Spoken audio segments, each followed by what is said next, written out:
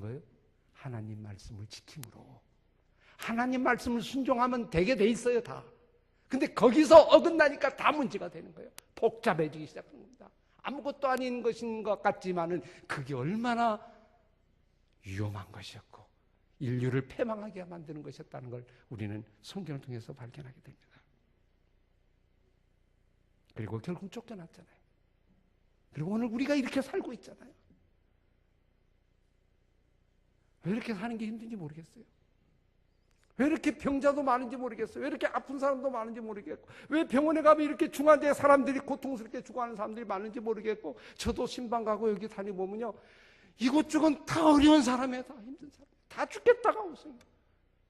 겉모습 보면 참 대단한 것 같은데 안에 들어가서 깊이 말씀을 나눠보면 그 가정도 문제가 있고, 그 가정도 힘들고, 이게 다 하나님 말씀을 어김으로 나타나는 문제였어요. 답은 여기 있습니다. 해답은 여기 있습니다. 그거를 다시 회복하면 됩니다. 그걸 다시 찾으면 길이 열리게 됩니다. 그리고 우리에게 평강과 기쁨이 우리에게 주어지게 될 것입니다. 여러분, 하나님 보실 때요, 가장 소중한 것이 뭘 것 같아요? 이 세상 만드시고 나서 가장 소중한, 아까도 제가 말씀드렸잖아요. 소중한 걸 맨 마지막에 만들었단 말이에요. 가장 중요한 걸 맨 마지막에 만들었어요. 그게 뭐예요? 사람이에요. 하나님은 그래서 사람에 관심이 있어요. 사람이야말처럼 하나님의 형상을 닮아서, 하나님이 아마 이런 것 같아요. 하나님의 형상을 따라 만들었기 때문에 사람만 보면 울렁울렁울렁거려요. 하나님. 여러분, 자녀를 키워보시면 알지만은 자녀를 이렇게 보면요, 남들은 못생겼다 그럴지 몰라도 제가 이렇게 보면 제 자녀들 보면 갑자기 마음이 울컥울컥울컥 뜰 때가 많아요. 제가 제 아내가 가끔 그런 얘기해요. 이렇게 같이 얘기하다가 제가 가끔 자녀를 이렇게 우리 딸애와 아들애를 가끔 이렇게 쳐다볼 때가 있어요. 물끄러미 쳐다보다가 멍청 이렇게 쳐다볼 때가 있어요. 그럼 왜 이렇게 쳐다보냐고. 왜 이렇게 쳐다보냐고. 근데 제가 쳐다보면서 하는 생각이 뭐냐면 어쩜 이렇게 닮게 똑같이 닮았는지 모르겠다. 참 신기하다. 참 이상하다. 신비롭다. 이런 생각을 제가 혼자 하는 거예요. 그러면서 야, 그 참 제가 풀기 어려운 그런 부분들을 봅니다. 아마 하나님이 우리를 보실 때 이 세상의 모든 걸 다 보고, 꽃을 보고 나무를 보고 동물을 보고 자연을 보고 화려한 나타나는 아름다운 것을 다 본다 할지라도 사람을 보는 것처럼 하나님이 좋으신 때가 없을 겁니다. 하나님이 사람을 보고 있을 때 울렁거리는 거예요. 근데 자녀를 보면서 가장 마음이 아프고 속상하고 잠이 안 오고 기도가 절로 나올 때가 어느 때입니까? 자녀가 엉뚱한 데로 갈 때, 딴 길로 갈 때, 밥맛이 없어요. 밥맛이. 사는 맛이 없어요. 사는 맛이. 그죠? 근데 하나님을 잘 섬기고 하나님 앞에 돌아가는 모습 보면 얼마나 마음이 기쁜지 몰라요. 그죠? 저와 여러분 동일하게 경험하는 겁니다. 이걸 그대로 올라가면 하나님이 우리를 보실 때도 동일하실 것이라는 거예요. 사람에게 관심이 있다. 사람 중에 가장 소중한 건 뭐예요? 아이를 낳는 거. 또 한 사람을 재생산하는 거. 이것처럼 아름다운 겁니다. 손주를 보면 할아버지가 좋아요, 안 좋아요? 그냥 쏙 빠지더라고요, 그냥. 제가 보니까 자기 딸 아들 낳을 때 이쁜 거는 저리 가라. 저는 아직도 그런 경험을 안 해갖고 모르겠는데, 전부 다들 물어보면 손주는 거의 빠져갖고 있더라고요, 이렇게. 그냥 뭐 얼이 빠져가지고 이러고 있어요. 자기 아들한테는 그렇게 아닌 것 같은데, 행복이 거기에 있잖아요. 자녀를 잘 낳아서, 자녀를 잘 키워서 이 땅을 다스리고 정복하는 일. 이게 하나님의 사명이고 하나님의 일을 이루는 정말 소중한 것이라는 걸 이 시간 다시 한번 여러분 마음속에 다짐하는 시간이 되길 바랍니다. 하나님은 자녀를 키울 수 있는 방법을 주었어요. 사람을 주시면서도 말씀을 줘서 말씀으로만 자라게 만드셨어요. 여러분, 한 가지 예를 들을까요? 확실한 예를 제가 여러분에게 말씀을 해드릴게요. 제 얘기는 아닙니다. 성경의 얘기입니다. 이스라엘 백성을 하나님이 백성을 만드셨어요. 아브라함을 통하여 이스라엘 백성을 만드셨습니다. 창조하셨습니다. 그리고 가나안 땅에 나라까지 만들게 하셨습니다. 다 이끄시고 그리고 번성하게 하셨습니다. 생육하여 이 땅을 정복하라고 하셨습니다. 그런데 무엇로 키우셨어요? 하나님의 말씀으로 키우셨어요. 구약성경 전부 읽어보십시오. 하나님의 말씀을 지키면 들어와도 복을 받고 나라도 복을 받고 떡반죽에 복을 받고 어디 간지 복을 받는다. 그러나 하나님 말씀을 불순종하면 나가도 저주받고 들어가도 저주받고 뭘 해도 다 저주받는다 이 말이에요. 그러나 하나님 말씀을 지켜 행하면 너에게 복을 주실 것이다. 너에게 온 은혜를 허락해 주실 것이다. 이게 구약 전체 이야기입니다. 반복적으로 나오는 얘기예요. 읽을수록 계속 나와요. 한 번 나오는 게 아니에요. 마지막까지 나와요. 마지막까지. 말씀으로 키워나가는 하나님의 모습을 우리는 그릴 수 있어요. 이 아버지의 마음을 여러분이 이해하면 여러분 하나님이 하셨던 방법을 그대로 우리에게 적용하면 되는 거예요. 어렵게 할 것 없이 오늘 우리도 동일하게 하나님의 심정을 가지고 하나님의 주신 말씀을 갖고 자녀를 키우는 것처럼 이보다 확실한 방법이 없다는 걸 우리는 다시 한번 확인하게 됩니다. 말씀에 순종하는 사람. 그렇게 되면 다 해결이 됩니다. 문제는 말씀에 순종하지 않았기 때문에 모든 인류가 불행해진 것처럼. 여러분 교회에서도 가장 소중한 게 뭐예요? 이 원리는 다 적용돼요. 교회에서 가장 소중한 게 뭘까? 이 건물일까? 아니면 어떤 다른 요소일까? 가장 소중한 사람이에요. 사람. 여러분 볼 때 여러분이 보이지 앉아있는 의자가 보이는 건 아니에요. 제가 만약 의자만 보고 있으면 이상할 거예요. 그죠? 여러분 앉아있는 여러분을 보는 거예요. 그리고 함께 보는 거예요. 교회는 사람입니다. 부름받은 사람들의 이 모임을 교회라고 합니다. 그죠? 가장 소중. 참 저는 우리 조 목사님 많이 이렇게 만나 뵙지는 못했지만 참 이 비전과 이 생각을 이렇게 잠깐 나누면서 사람을 귀하게 여기는 목사님 제가 생각하면서 아버지의 마음을 아마 닮아가고 있는 모습에 정말 제가 마음속에 뜨거운이 울렁거립니다. 참 이런 게 좋은 교회다.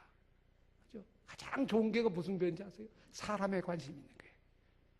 그리고 그 사람을 하나님의 사람으로 키우려고 애를 쓰는 교회, 온 힘을 다하는 교회, 목숨을 다하는 교회, 그 교회가 가장 좋은 교회입니다.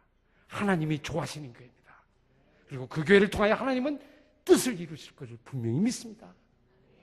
우리가 이 힘을 모아야 돼요. 여기에 빠져나가면 안 돼요. 밖으로 나가면 온 마음이 하나 되어서 아버지의 그 마음을 이루었던 그 마음을 닮아서 이 사람을 소중히 여기는 이 교회가 이루어가면 이번 기간 동안에 3일 10번이에요. 오늘까지 합치면 뭐죠? 3일이니까 9번에서 10번이잖아요. 10번 기간 동안에 이 문제를 집중적으로 우리가 고민하고 함께 생각하고 그동안 놓쳤던 이 부분을 다시 한번 회복하고 그걸 하나님께 회개하고 결단하고 그리고 짧은 남은 생애를 정말 주의 나라를 위하여 이 뜻을 우리가 순종하며 살아가는 귀한 명문가가 일어나기를 소원합니다. 그죠?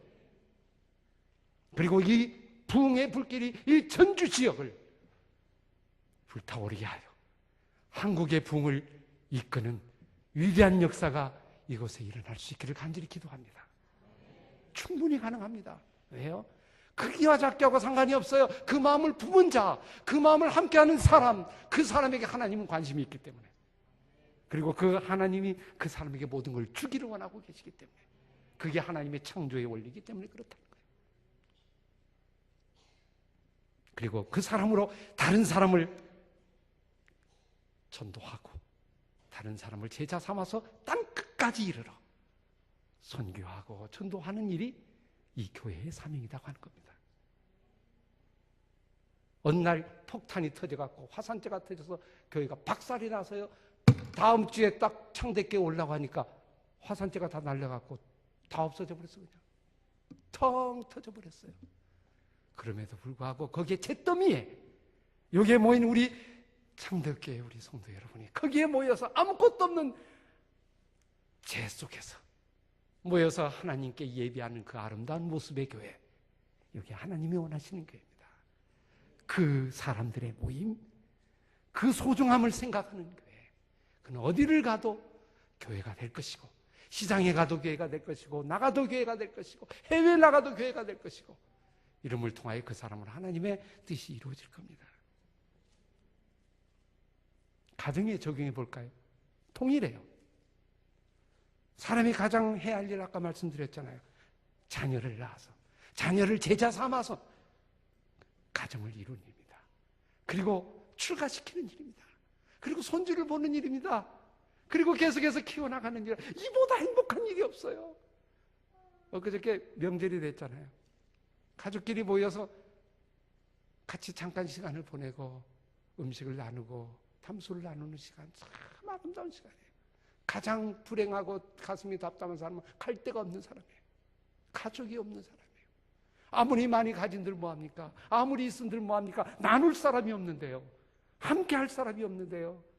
함께 하자고 이렇게 하는 거 아니에요. 그래서 오랫동안 쌓아가지고 와가지고 같이 나누는 이 맛에 우리가 인생을 살아가는 거 아닙니까? 근데 이 가정이 무너지면요, 다 무너지는 거예요.